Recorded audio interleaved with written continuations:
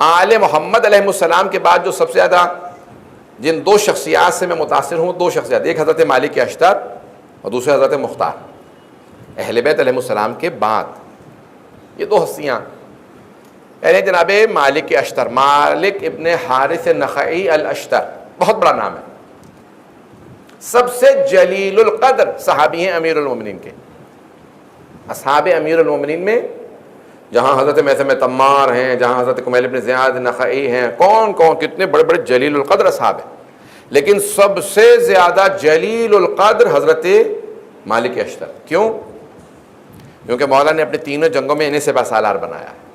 مولا نے کبھی انہیں معزول نہیں کیا، ان کو ریپلیس نہیں کیا، اپنے عہدے سے نہیں اتارا. باقی جتنے بھی بڑے بڑے لوگ ہیں سب کو عہدوں سے معزول کیا.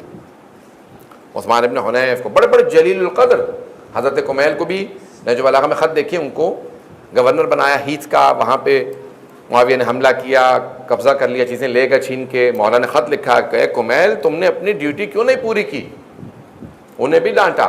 ٹھیک ہے، پھر انہوں نے دوبارہ حملہ کیا، سب کچھ واپس، مولا میں نے سب کچھ دوبارہ ٹھیک کر دیا. مولا نے کہا اب میں راضی ہوں. لیکن واحد ہستی ہیں جنہیں کبھی مولا نے نہ ڈانٹا ہے نہ برا کہا ہے، سب موجود ہیں، سب کی کوئی نہ کوئی اصلاح کی ہے. لیکن ایک ہے حضرت مالک اشتر. اہل بیت علیہ السلام کے بعد جو مقام، صحابہ رسول کی بات نہیں کر رہا ہوں، ان میں جناب سلمان ہیں، جناب ابوذر ہیں، جناب مقداد ہیں، حضرت عمار ہیں، لیکن اصحاب امیر المؤمنین میں سب سے جلیل القدر.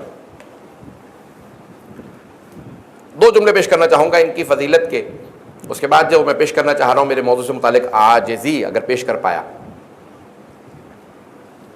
عزیزان گرامی، کون ہے حضرت مالک اشتر؟ ہر جنگ میں مولا کے سامنے سیسا پلائی ہوئی دیوار کی طرح سے کھڑے. کوئی پتھر آئے گا میرے سینے پہ لگے گا، مولا کو پتھر نہیں لگنے دوں گا، کوئی تیر میرے سینے میں لگے. جہاں مولا کا پسینہ گرتا تھا وہ کہتے تھے میں خون بہا دوں گا، مولا کا پسینہ گرنے نہیں دوں گا. عاشق امیر المومنین، بے انتہا چاہنے والے. مولا نے ان سے متعلق ایک جملہ کہا ہے، نہج البلاغہ ذرا اٹھا کے دیکھیے گا، کلمات قصار، تین حصے ہیں نا، خطبات، مکتوب اور کلمات قصار. پہلے خطبے ہیں، مولا کے خط ہیں، اور تیسرا حصہ مختصر سینگ، شارٹ سینگز، کلمات قصار. ان کلمات قصار میں حضرت مالک اشتر سے متعلق 480 480 ہیں، ان میں ایک حضرت مالک اشتر سے متعلق. مولا فرماتے ہیں اللہ اللہ مالک. مولا جب بہت زیادہ تعریف کرنے لگتے تو کہتے ہیں اللہ اللہ فیکم القرآن، تمہارے درمیان قرآن کی عظمت کو سمجھو. اللہ اللہ، پہلے 2 مرتبہ اللہ کا نام لیں گے، پھر اللہ اللہ فیکم الایتام، تمہارے درمیان یتیموں کو کبھی بھی حقیر نہ سمجھنا، انہیں عزت دینا، احترام دینا. اس طرح سے بہت زیادہ چیزوں کو بیان کیا. پھر جناب مالک اشتر کے کلمات قصار میں کہا اللہ اللہ. یہ مالک اشتر کون ہے؟ کانا اذا کانا جبلا، اگر مالک پہاڑ ہوتا تو اتنا بلند پہاڑ ہوتا کہ کوئی پرندہ اڑ کے اس کی بلندی کو نہ پہنچ سکتا. اللہ اکبر، بہت بڑا جملہ ہے. اذا کان سلدن، اگر پتھر ہوتا مالک اشتر تو اتنا قیمتی پتھر ہوتا کہ کوئی اس کا پرائس نہ لگا سکتا، انمول ہوتا، پرائس لیس ہوتا پتھر اگر ہوتا. مولا نے بہت تعریف کی ہے، لیکن جو سب سے بڑا جملہ جس کی وجہ سے میں کہتا ہوں کہ حضرت مالک اشتر سب سے جلیل القدر ہے، اصحاب امیر المومنین میں سب سے زیادہ جلیل القدر ہے، وہ کون سا جملہ ہے؟ وہ یہ جملہ جو اب پیش کر رہا ہوں. یہ جملہ مولا نے کسی کے لیے نہیں کہا، حتیٰ کسی امام نے کسی بھی غیر معصوم کے لیے ایسا جملہ نہیں کہا. کسی امام نے اپنے اصحاب میں کسی کے لیے ایسا جملہ نہیں کہا جیسا جناب امیر نے جناب مالک کے لیے کہا. کیا کہا؟ کانا علی، جب جناب مالک کی شہادت ہو گئی اور معاویہ نے خود کہا کہ علی کے 2 ہاتھ تھے، ایک میں نے صفین میں کاٹ دیا تھا، دوسرا ہاتھ میں نے آج کاٹ دیا. جب جناب مالک کی شہادت ہوئی، زہر دلوایا تھا معاویہ نے، زہر دے دیا تھا، دھوکہ دے کے ان کو زہر، کیونکہ وہ دلیر تھے، شجاع تھے، بہت جنگجو تھے، بوڑھے تھے، جوان نہیں تھے، سفید بال تھے. اشتر اس لیے کہتے تھے کہ ان کی جمل میں ایک تیر لگا تھا، بھم کٹ گئی تھی، اس لیے اشتر کہا جاتا تھا. پٹکا باندھ کے اپنی کمر کو سیدھا کر کے جنگ کرتے تھے، مقابلہ کرتے تھے. جوان نہیں تھے، بوڑھے تھے، لیکن دل جوان تھا کیونکہ شیر خدا کے شیر تھے.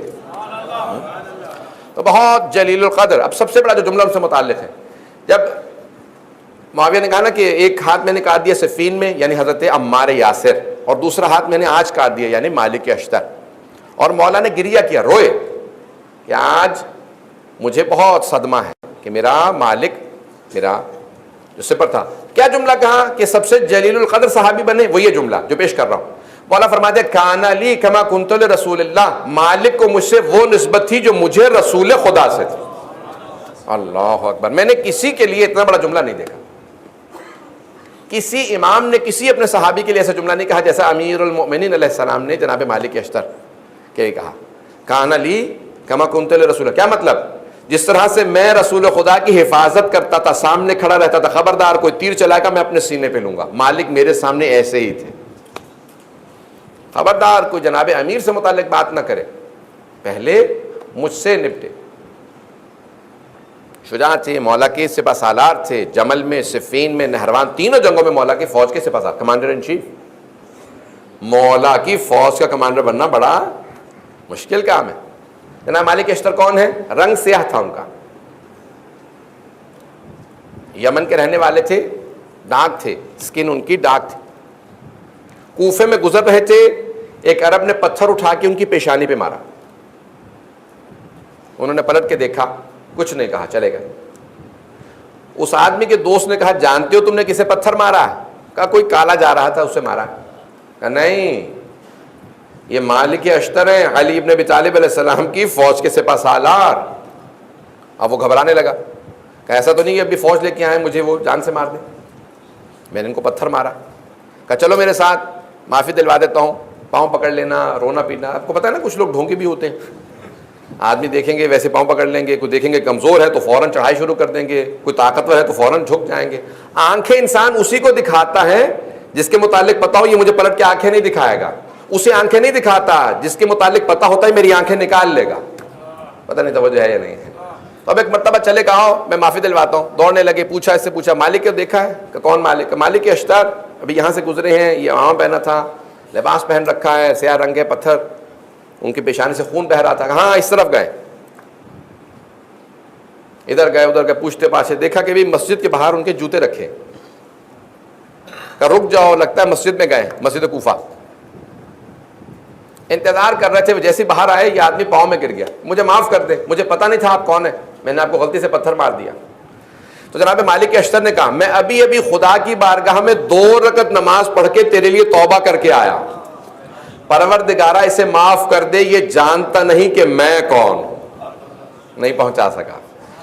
وہ جو کہہ رہا تھا مجھے معاف کر دیں، میں آپ کو جانتا نہیں تھا آپ کون ہیں، وہ دنیاوی عہدے کی بات کر رہا تھا، وہ دنیاوی ورلڈلی ان کی پوزیشن کی بات کر رہا تھا کہ آپ کمانڈر ان چیف ہیں، فوج کے سپہ سالار ہیں. میں نہیں جانتا تھا. جناب مالک اشتر اپنی آخرت کی عہدے اور منزلت کی بات کر رہے تھے. پروردگارہ اسے معاف کر دے، یہ جانتا نہیں میں کون ہوں. جو علی سے اتنا قریب ہو، سوچو خدا سے کتنا قریب ہوگا. وہ خدا کا مقرب ہے جو ائمہ اہل بیت علیہ السلام سے قریب ہو.